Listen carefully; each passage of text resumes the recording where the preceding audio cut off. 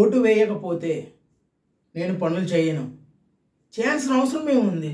నన్ను అయితే పనులు చేయమని అడగొద్దు. ఇది చోటబోట నాయకులు అన్న మాటలు కాదు, సాక్షాత్తు రాజ్యాంగబద్ధమైన పదవిలో ఉన్న చంద్రబాబు నాయుడు గారు అన్న మాటలు. ఎంత హేయమైన మాటలంటే దారుణమైన పరిస్థితులు. ఏంటండి చంద్రబాబు నాయుడు గారు ఇట్లా మాట్లాడారు? అంటే మీకు ఓటు వేయకపోతే మీరు పని చేయరా? ఇదేనా ప్రజాస్వామ్యం? ఇదేనా రాజ్యాంగం? ఇదేం మీ రెడ్ బుక్ రాజ్యాంగం కాదండి, అంబేద్కర్ రాసిన రాజ్యాంగం. ఆ రాజ్యాంగంలో ప్రజాస్వామ్యం అనేది కూని కాకుండా చూస్తుంది. మీ రెడ్ బుక్ రాజ్యాంగంలో అంటే అది ఎవరినైనా నరికేస్తాం, చంపేసినా కానీ కేసులు ఉండవు, ఇట్లాంటివి ఉంటాయి. కానీ ఇది అంబేద్కర్ రాజ్యాంగం, మీరు ఖచ్చితంగా చేయాల్సిందే.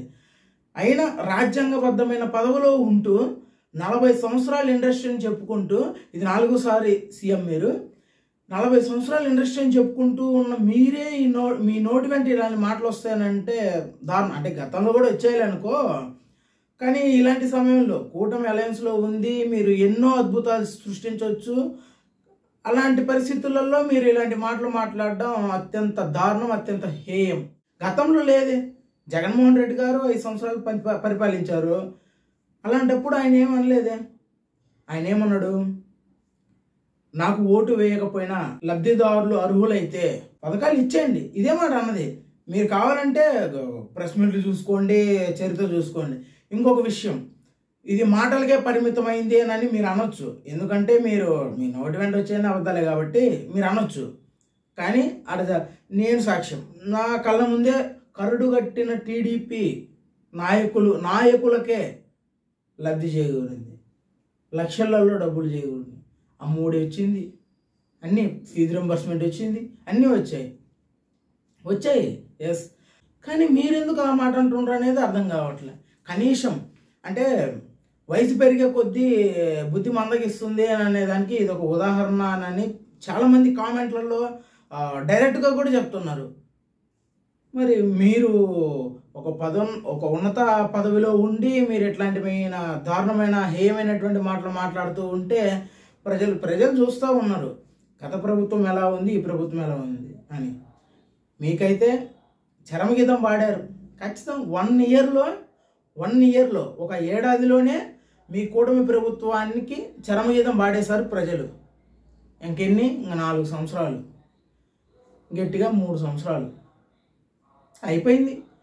ఇప్పటికైనా జాగ్రత్త పడితే బాగుంటుంది.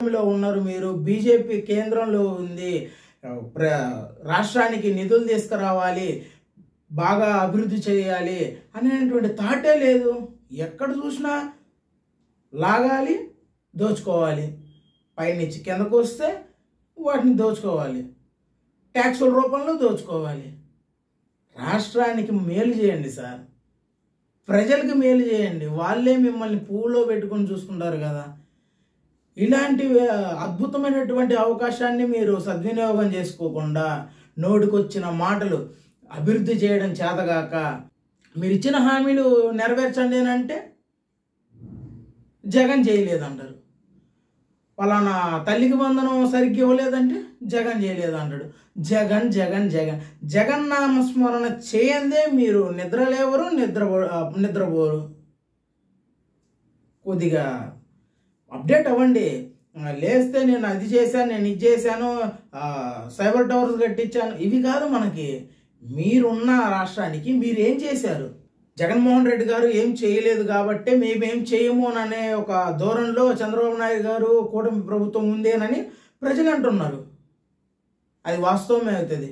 మీరు కానీ ఇలాంటి మాటలు మాట్లాడి ఇలా ఏ పని చేయకుండా, ఏ చర్యలు తీసుకోకుండా ఉంటే అట్నే ఉంటుంది. సో నేను ఒకే మాట చెప్తున్నా సార్, ప్రశాంతంగా పని చేయండి, ప్రజలకు పని చేయండి.